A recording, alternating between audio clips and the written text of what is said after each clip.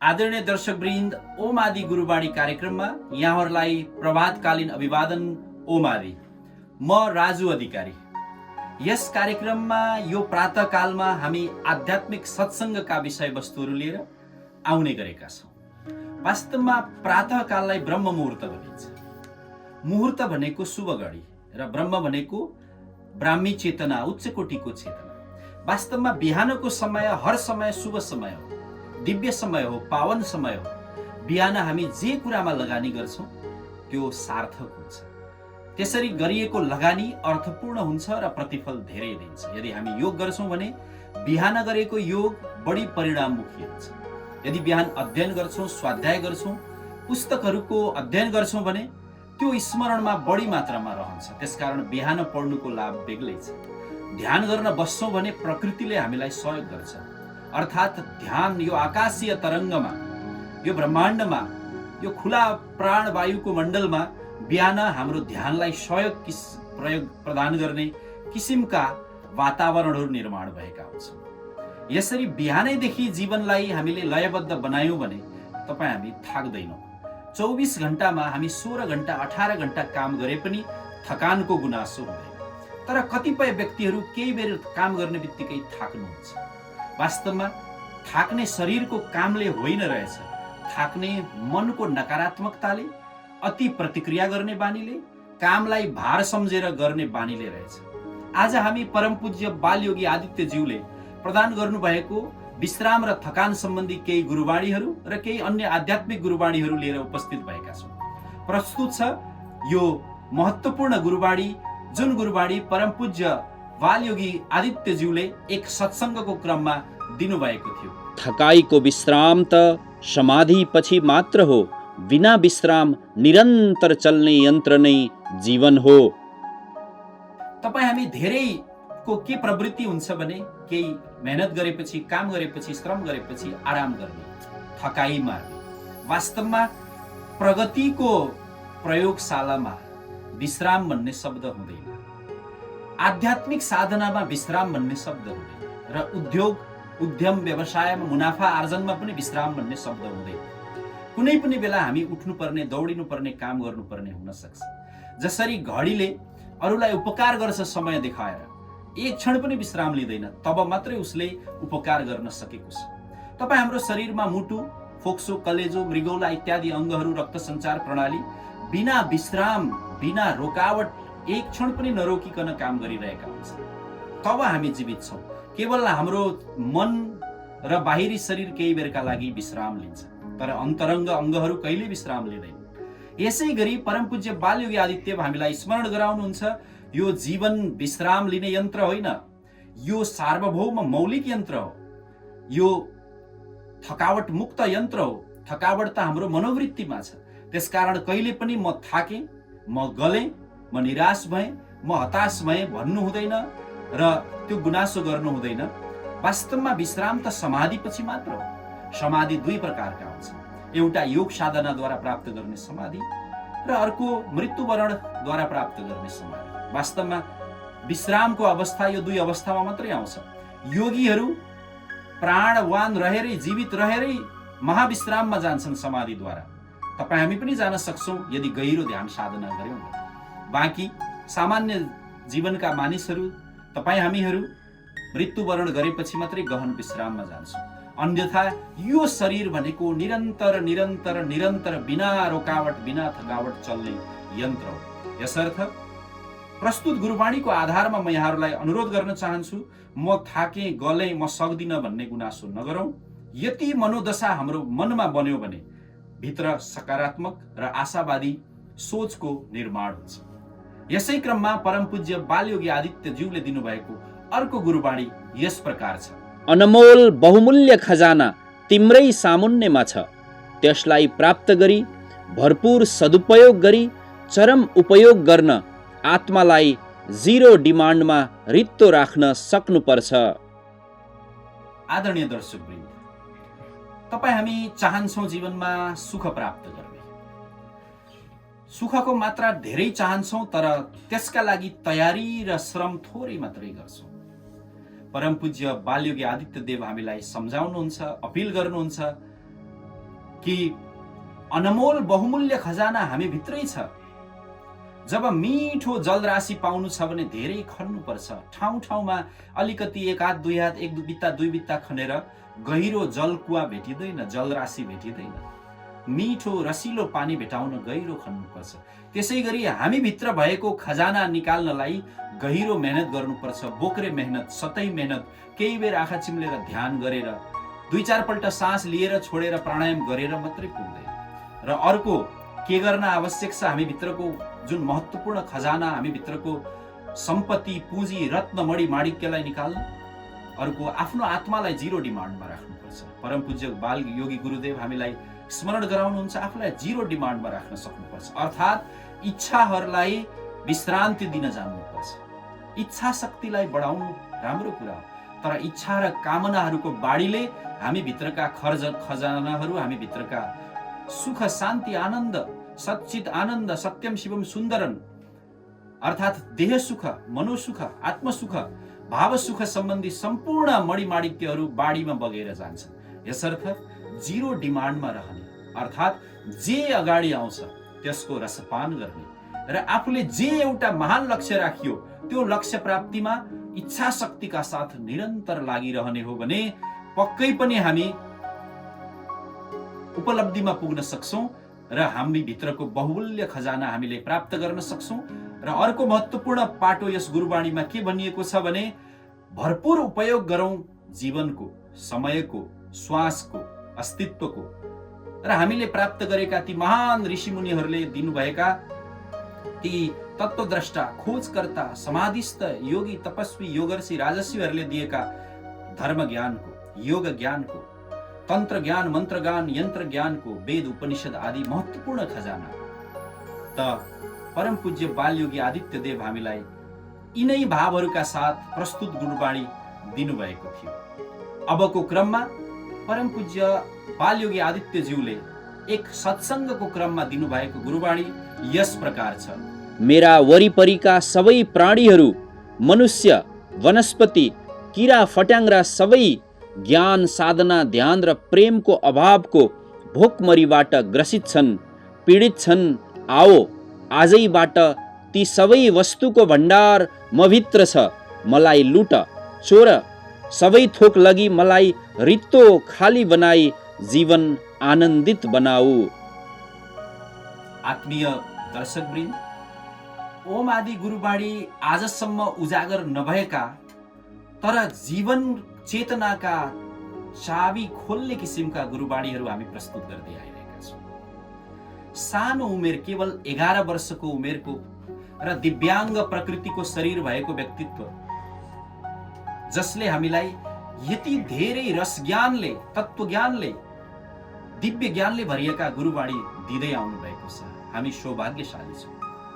मैले भर्खरै वाचन गरेको गुरुवाणी सुन्नमा 3 वाक्यको छ, तर यो 3 जन्म के धेरै जन्महरू लगाएर यसलाई सार्थक गर्नुपर्ने किसिमको छ। हाम्रो सामान्य चेतना र मस्तिष्कले यसलाई ग्रहण गर्नुभन्दा पनि भित्रको आत्मिक चेतनाले यसलाई ग्रहण गर्नुपर्ने हुन्छ। उहाँ अपिल गर्नुहुन्छ, आऊ मेरो नजिक आऊ, मेरो वरिपरि आऊ।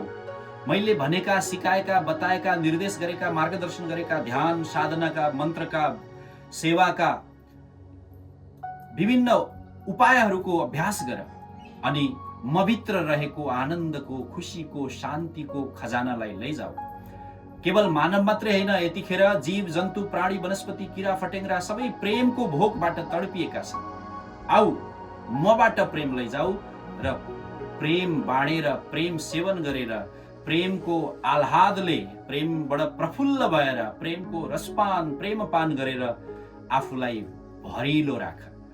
त यो एक आध्यात्मिक पुरुषले मात्रै भन्न सक्नुहुन्छ। वास्तवमा श्रीमद् भगवत गीतामा श्री कृष्ण भगवानले पनि यस्तै आशयको उद्गार गीताको माध्यमबाट दिनुभएको छ।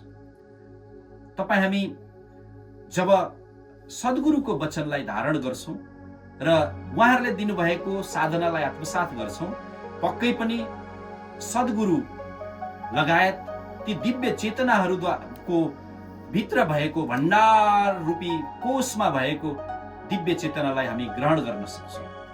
त उहाँ भन्नुहुन्छ, आऊ मभित्र रहेको ध्यान, ज्ञान, साधना, मुक्ति, चेतना, प्रज्ञा लैजाऊ र आफूलाई आनन्दित बनाऊ।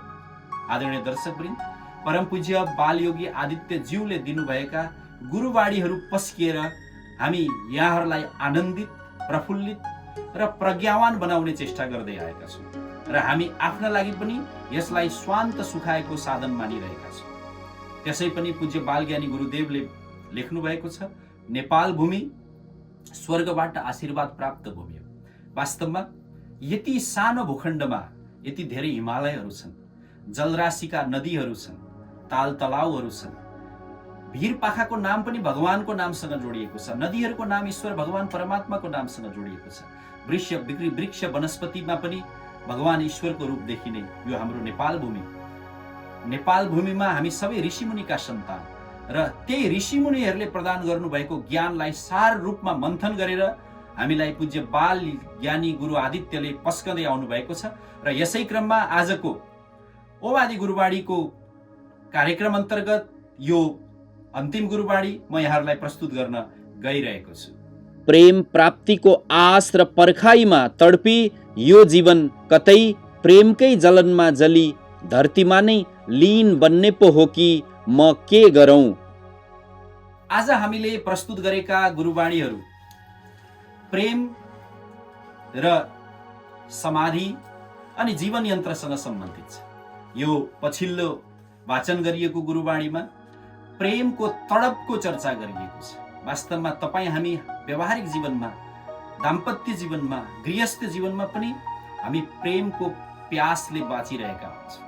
पक्कै आजभन्दा भोलि मैले मेरो अग्रज अभिभावक, पति पत्नी या मेरा कुटुम्बीहरूबाट म बढी प्रेम पाउँछु भन्ने आशाले पर्खिएका हुन्छौँ।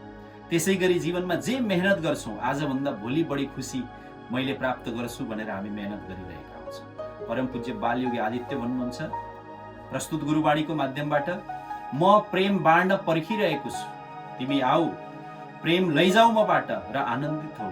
यदि मेरो पुकारा सुनिएन र प्रेम लिन आएनौ भने मसँग त त्यो प्रेमको महाराशि छँदैछ, महासागर छँदैछ, तर तिमी तडपिनु पर्नेछ। म त यसै पनि प्रेमले भरिएर बसेको छु। त यस्तै यस्तै भावका साथ आज हामीले परम पूज्य बाल योगी आदित्य देवबाट प्रदान गरिएका विभिन्न गुरुवाणीहरूको चर्चा गरौँ। आदरणीय दर्शकवृन्द, अहिले कोभिडको बेला छ। यो कोभिड महामारीका बेला नेपाल सरकारले विभिन्न सुरक्षा मापदण्डहरू निर्धारण गरेको छ, निर्देशहरू दिएको छ। सबैको पालना गरौँ र आफूले सकेको सेवा अवश्य पनि ती कमजोर, दिनहीन, दुर्बल र कोरोना पीडित समूहलाई गर्दै रहौँ र सकारात्मक विचारधारालाई एक आपसमा बाँड्दै रहौँ। यिनै आह्वानका साथ आज हामी गुरुवाणी कार्यक्रमबाट बिदा लिन्छौँ। अर्को कार्यक्रममा फेरि महत्त्वपूर्ण दिव्य वाणीहरूका साथ उपस्थित हुनेछौँ। ओम आदि।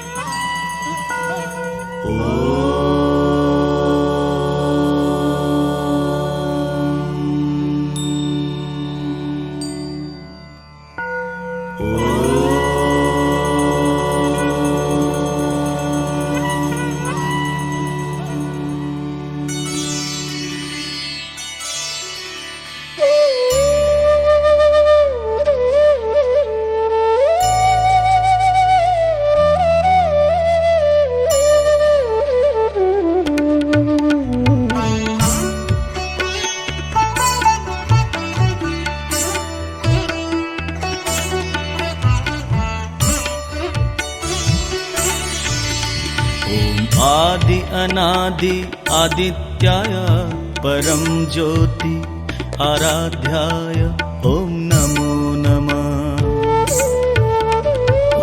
आदि अनादि आदित्याय परम ज्योति आराध्याय ओम नमो नमः।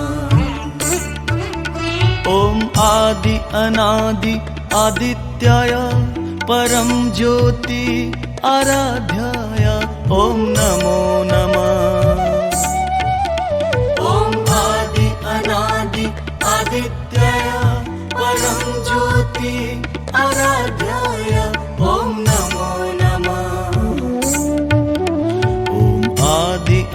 अनादि आदित्याय परम ज्योति आराध्याय ॐ नमो नमः।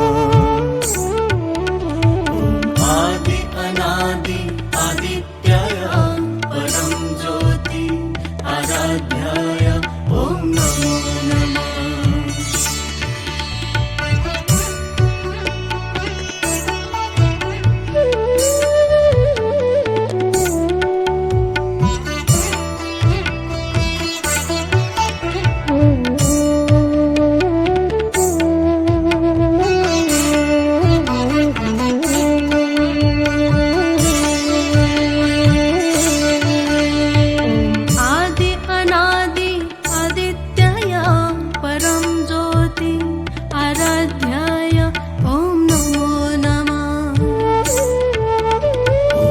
आदि अनादि आदित्याय परम ज्योति आराध्याय ॐ नमो नमः।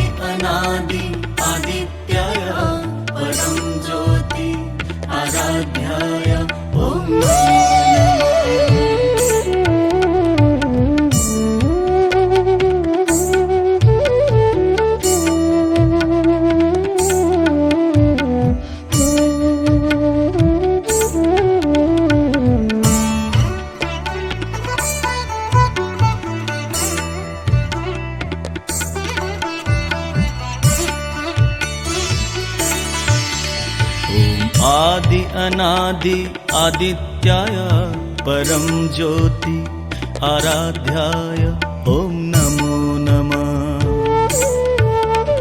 ॐ आदि अनादि आदित्याय परम ज्योति आराध्याय ॐ नमो नमः।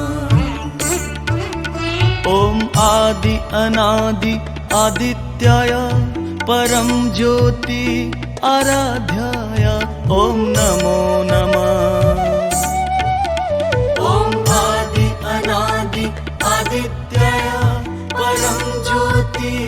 आराध्याय ॐ नमो नमः। ॐ आदि अनादि आदित्याय परम ज्योति आराध्याय ॐ नमो नमः। आदि अनादि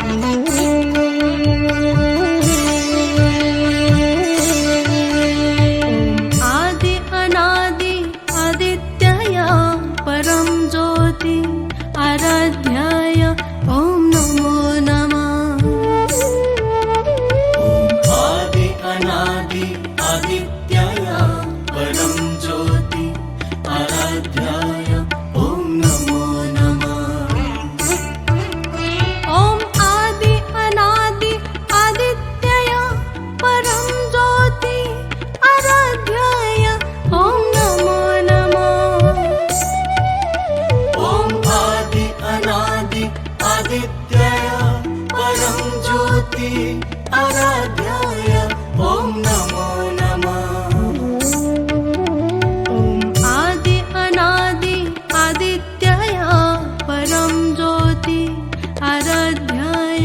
ॐ नमो नमः।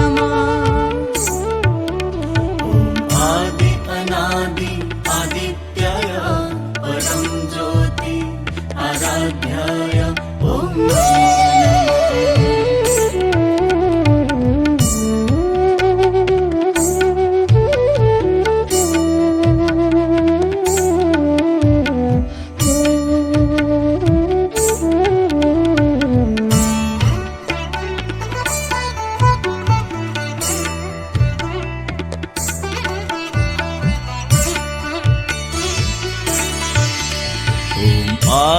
अनादि आदित्याय परं ज्योति आराध्याय ॐ नमो नमः। आदि अनादि आदित्याय परं ज्योति आराध्याय ॐ नमो नमः। ॐ आदि अनादि आदित्याय परं ज्योति आराध्याय ॐ नमो नमः। ॐ आदि अनादि आदित्याय परं ज्योति आराध्याय ॐ नमो नमः। ॐ आदि अनादि आदित्याय परं ज्योति आराध्याय ॐ नमो नमः। आदि अनादि आदित्याय परं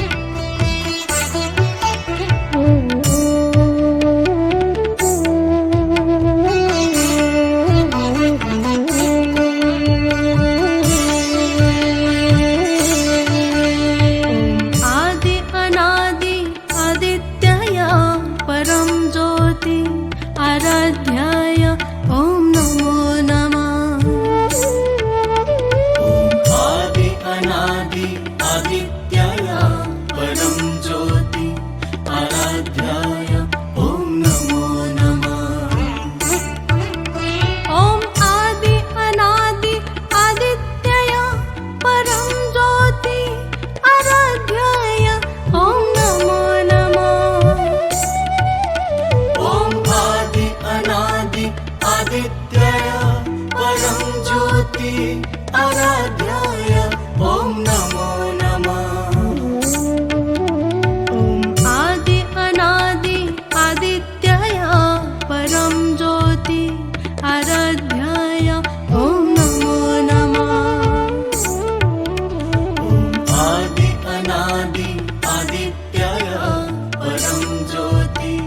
आराध्याय ॐ नमो